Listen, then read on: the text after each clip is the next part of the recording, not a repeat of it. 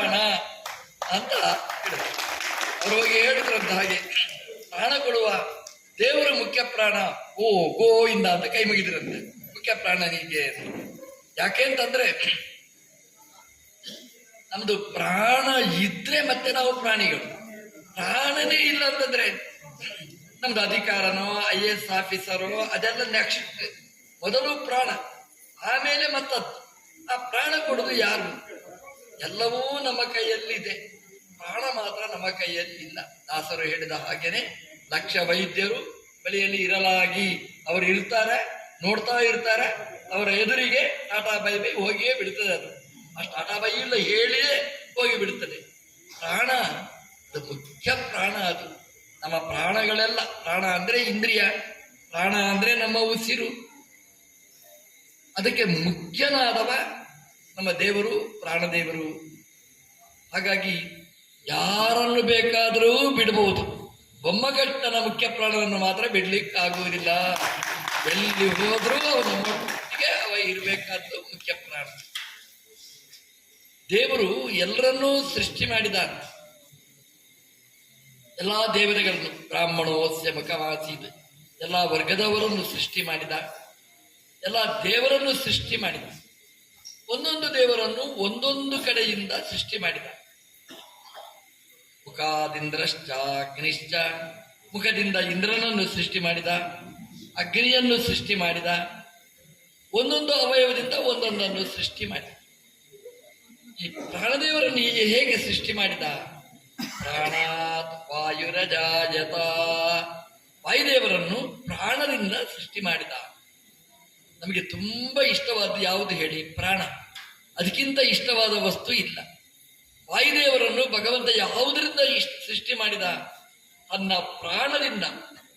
ಎಷ್ಟು ತುಂಬಾ ಇಷ್ಟಪಡುವ ಪ್ರಾಣದಿಂದ ವಾಯುದೇವರನ್ನು ಸೃಷ್ಟಿ ಮಾಡುವುದರ ಮೂಲಕ ದೇವರು ನಮಗೆ ತೋರಿಸಿಕೊಟ್ಟ, ನನಗೆ ವಾಯುದೇವರು, ಹನುಮಂತ ದೇವರು ಅಂದ್ರೆ ಪ್ರಾಣ ಇದ್ದ ಹಾಗೆ ಅಂತ ಭಗವಂತ ಪ್ರಾಣದಿಂದ ವಾಯುದೇವರನ್ನು ಸೃಷ್ಟಿ ಮಾಡಿದ. ವಾಯುದೇವರು ಅಂದ್ರೆ ಪ್ರಾಣದಷ್ಟು ಇಷ್ಟವಾದಂತಹ ದೇವರು. ಹೌದು. ಅದಕ್ಕೊಂದು ಉದಾಹರಣೆ ಹೇಳಬೇಕು ನಿಮಗೆ. ರಾಮದೇವರು ಉತ್ತರದಲ್ಲಿರುವವರು. ಉತ್ತರದಿಂದ ಹೊರಟರು, ಕೈಕೇಯಿ ಹೋಗು ಅಂದರೆ ಹೊರಟರು. ಮಧ್ಯದಲ್ಲಿ ಸೀತಾ ಪ್ರಕರಣ ಎಲ್ಲ ನಡೆಯಿತು. ಎಲ್ಲಿ ಬರಬೇಕು ರಾಮದೇವರು? ಕರ್ನಾಟಕಕ್ಕೆ ಬಂದರು. ಏನು ಕೆಲಸ ಕರ್ನಾಟಕದಲ್ಲಿ? ಕರ್ನಾಟಕದಲ್ಲಿ ಕಳ್ಳರಿಲ್ಲ, ಎಲ್ಲ ಹೀಗೆ ಸೇರಿತ್ತು, ಆಗ ಇರಲಿಲ್ಲ. ಎಲ್ಲ ಕರ್ನಾಟಕದಲ್ಲಿ ಇಲ್ಲ, ಅವರ ತಮಿಳುನಾಡು ಆಚೆ ಹೋಗಿ ಸೇರಿದವರು. ರಾವಣ ಎಲ್ಲ ಆಚೆ ಕಡೆಯವ, ಲಂಕೆಯ ಕಡೆಯವ, ದಕ್ಷಿಣದ ಕಡೆಯವ. ಸೀತೆಯನ್ನು ಹುಡುಕೊಂಡು ರಾವಣ ಇದ್ದಲ್ಲಿಗೆ ಹೋಗಬೇಕಾದ ರಾಮದೇವರು ಕರ್ನಾಟಕಕ್ಕೆ ಯಾಕೆ ಬಂದರು? ಒಂದೇ ಒಂದು ಕಾರಣ. ಯಾವುದು ಅಂತಂದ್ರೆ ಅವರಿಗೆ ಪ್ರಾಣಪ್ರಿಯನಾದ ಪ್ರಾಣದೇವರು ಹನುಮಂತ ದೇವರಾಗಿ ಇದ್ದದ್ದು ಈ ಕರ್ನಾಟಕದಲ್ಲಿ, ಬೊಮ್ಮಗಟ್ಟೆಯಲ್ಲಿ. ಹಾಗಾಗಿ ಇಲ್ಲಿಗೆ ಆ ರಾಮದೇವರು ಬಂದರು, ಹುಡುಕೊಂಡು ಬಂದರು.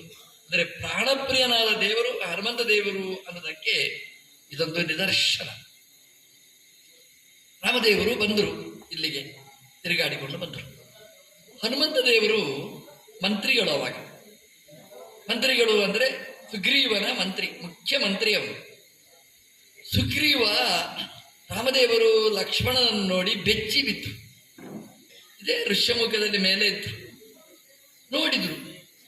ಬಿಲ್ಲು, ಬಾಣ, ಆ ಓಜಸ್ಸು, ತೇಜಸ್ಸು, ರಾಜಸ್ಸು ಅದೆಲ್ಲ ನೋಡಿ ಸುಗ್ರೀವ ಬೆಚ್ಚಿ ಬಿತ್ತು. ಸುಗ್ರೀವ ಅಂದ್ರೆ ಯಾರು? ನಾವು ದಿನಾ ಪೂಜೆ ಮಾಡುವ, ದಿನಾ ಅರ್ಘ್ಯ ಕೊಡುವ ಸೂರ್ಯದೇವರು. ಬೆಳಗ್ಗೆ ಎದ್ರೆ ಸೂರ್ಯನಿಗೆ ಆ ಮಾಧ್ಯಮದಲ್ಲಿ ಅರ್ಘ್ಯ ಕೊಡ್ತೇವೆ ನಾವು. ಆ ಸೂರ್ಯ ಸುಗ್ರೀವನಾಗಿ ಬಂದಿದ್ದ. ಸುಗ್ರೀವ ಹೆದರ್ತಾನೆ. ಆ ಹೆದರುವ ಸುಗ್ರೀವನಿಗೆ ನಾವು ಅರ್ಘ್ಯ ಕೊಡುವುದಲ್ಲ. ಯಾರಿಗೆ ಹೆದರಿದ? ರಾಮನನ್ನು ನೋಡಿ ಹೆದರಿದ. ಹಾಗಾದ್ರೆ ಸುಗ್ರೀವನು, ಸೂರ್ಯನೂ ಕೂಡ ಹೆದರ್ತಾನೆ. ಯಾರಿಗೆ? ರಾಮನಿಗೆ. ಅರ್ಘ್ಯ ಯಾರಿಗೆ ಕೊಡಬೇಕು? ಹೆದರುವ ಸೂರ್ಯನಿಗಲ್ಲ, ಅವನನ್ನು ಹೆದರಿಸಿದ ದೇವರಿಗೆ.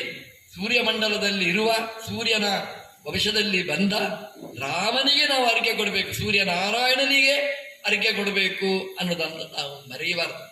ಗಾಯತ್ರಿ ಮಂತ್ರದಲ್ಲಿ ಹಾಗೇನೇ ಇದೆ. ಸವಿತುರು ವರೇಣ್ಯಂ, ಸೂರ್ಯನಿಗಿಂತಲೂ ಶ್ರೇಷ್ಠನಾದ ಆ ದೇವರಿಗೆ ಅರ್ಘ್ಯವನ್ನು ಕೊಡು. ಸೂರ್ಯನಿಗೆ ಅಲ್ಲ. ನಮ್ಮಲ್ಲೊಂದು ಭ್ರಮೆ ಇದೆ, ಸೂರ್ಯನ ಮಂಡಲ ನೋಡಿ ಸೂರ್ಯನಿಗೆ ಅರ್ಘ್ಯ ಕೊಡುವುದು ಅಂತ ಹೇಳ್ತಾರೆ. ಹಾಗೇನೆ ಸೂರ್ಯನಿಗೆ ಒಂದು 3 ಅರ್ಘ್ಯ ಕೊಡು ಅಂತ.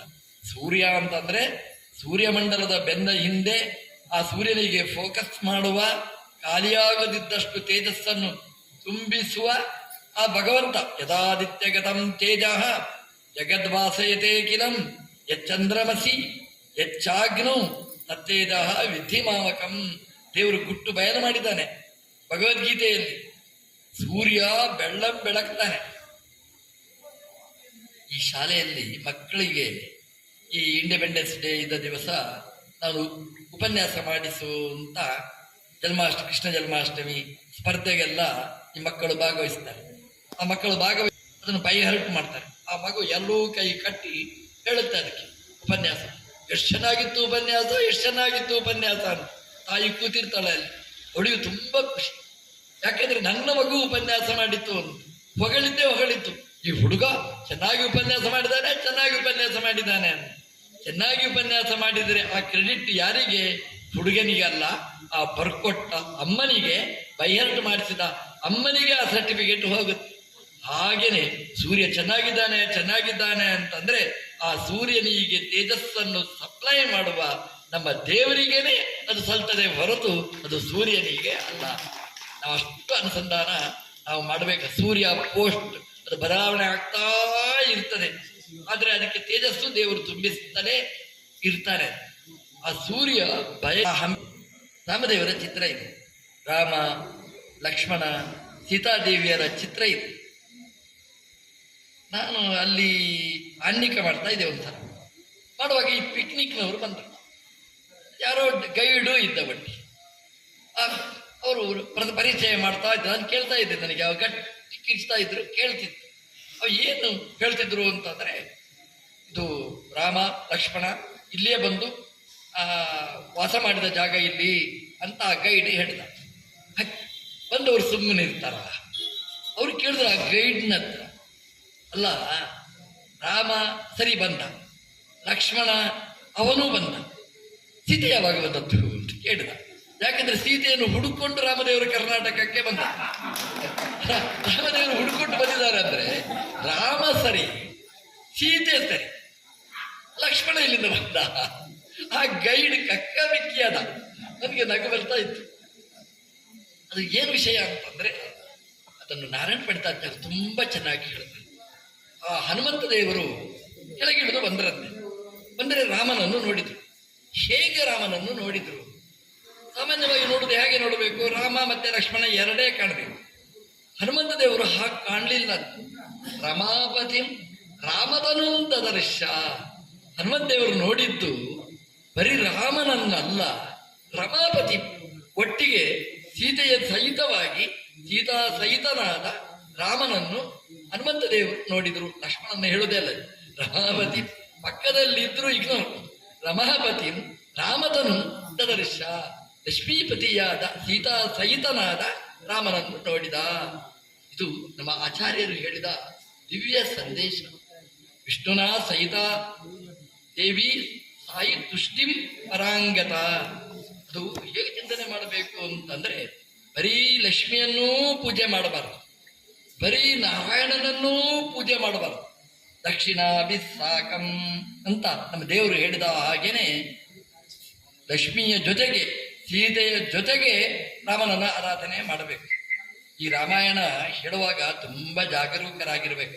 ನಾವೇನು ರಾಮಾಯಣ ಹೇಳ್ತೇವೆ ಅಂದ್ರೆ, ರಾವಣ ಬಂದ ಸೀತೆಯನ್ನು ಹರಿಸಿಕೊಂಡು ಹೋದ ಅಂತ ಎಷ್ಟು ಸುಲಭದಲ್ಲಿ ಹೇಳಿಬಿಡ್ತೇವೆ ನಾವು. ಸೀತೆಯನ್ನು ಹರಿಸಿಕೊಂಡು ಹೋಗ್ಲಿಕ್ಕೆ ರಾಮ ಏನು ನಿರ್ಜೀವನ, ಅವನು ಬರೀ ನಮ್ಮಂತ ಒಬ್ಬ ಸಾಮಾನ್ಯ ಮನುಷ್ಯನ. ಬರೀ ತಲೆ ಬೇಕಬೇಡುವ ರಾಮನಿಗೆ. ಸೀತೆ ಜಿಂಕೆ ಬೇಕು ಅಂತ ಹೇಳಿದ್ಲು ಅಂತ ರಾಮ ಓಡಿದ, ತಲೆ ಬೇಕಬೇಡುವ. ಲಕ್ಷ್ಮಣನಿಟ್ಟ, ಲಕ್ಷ್ಮಣನ ಓಡಿ ಬಂದ್ರೆ ಆ ಸಮಸ್ಯೆ ಇಲ್ವ ಸರ್ವಜ್ಞನಿಗೆ. ಹಾಗಾಗಿ ಬೇಲಿ ಹಾಕಿರ್ತಾನೆ. ಹೊಲ ಮಾಡುವವ ಸರಿಯಾದ ರೈತ ಅಂತಂದ್ರೆ ಬೇಲಿ ಸರಿಯಾಗಿ ಹಾಕಿರ್ತಾನೆ. ನಮ್ಮ ದೇವರು ಸರ್ವೋತ್ತಮನಾದವ, ಸರ್ವಜ್ಞನಾದವ. ಹಾಗಾಗಿ ಇದು ಕಳ್ಳರ ಜಾಗ, ಗೊತ್ತೇ ಇದೆ, ದರೋಡೆಕಾರರು ಇರ್ತಾರೆ ಅಂತ ಗೊತ್ತು, ಹೆಣ್ಣಿಗೆ ಮುಗಿ ಬೀಳ್ತಾರೆ ಅಂತಲೂ ಗೊತ್ತು. ಅಷ್ಟು ಜವಾಬ್ದಾರಿ ಇದ್ದ ರಾಮದೇವರು ಸೀತೆಯನ್ನು ಬಿಟ್ಟು ಹೋಗ್ತಾರ? ಅವರ ಕ್ರಮ ಏನು ಗೊತ್ತಾ? ಈ ನೋಡಿ, ಈ ತುಂಬಾ ಬುದ್ಧಿವಂತರಾದವರು, ಒಳ್ಳೆ ಅಡ್ಮಿನಿಸ್ಟ್ರೇಷನ್ ಗೊತ್ತಿದ್ದವರು ಹೀಗೆ ಮಾಡ್ತಾರೆ. ಒಬ್ಬ ಕಳ್ಳನನ್ನು ಪತ್ತೆ ಹಚ್ಚಬೇಕು. ಹ್ಯಾಕ್ ಪತ್ತೆ ಹಚ್ಚುವುದು? ಒಂದು ಕೋಣೆ ಇದೆ, ಒಂದು ಪರ್ಸನಲ್ ಕೋಣೆ ಇದೆ. ಆ ಕೋಣೆಗೆ ಕ್ಲೀನ್ ಮಾಡ್ಲಿಕ್ಕೆ ಬರ್ತಾನೆ. ಅವನು ಕಳ್ಳ ಹೌದಾ ಅಲ್ವಾ ಅಂತ ಪತ್ತೆ ಹಚ್ಚಬೇಕಲ್ಲ. ಅದಕ್ಕೇನು ಬೇಕು ಅಂತ ಬಂಗಾರದ ಕಾಯಿನ್ ಬಿಟ್ಟು ಹೋಗ್ತಾರೆ. ಬಂಗಾರದ ಕಾಯಿನ್ ಅಲ್ಲ ಅದು, ರೋಲ್ಡ್ ಗೋಲ್ಡ್ ಅಂತ ಹೇಳ್ತೇವಲ್ಲ ನೋಡಿ, ಡ್ಯೂಪ್ಲಿಕೇಟ್ ಬಂಗಾರ ಇಟ್ಟರೆ ನೋಡಿದ್ರೆ ಬಂಗಾರದಾಗನೇ ಓಡೋದು. ಅದನ್ನು ಹಿಡ್ಕೊಂಡು ಹೋಗ್ತಾನೆ, ಹೋಗ್ತಾಳೆ.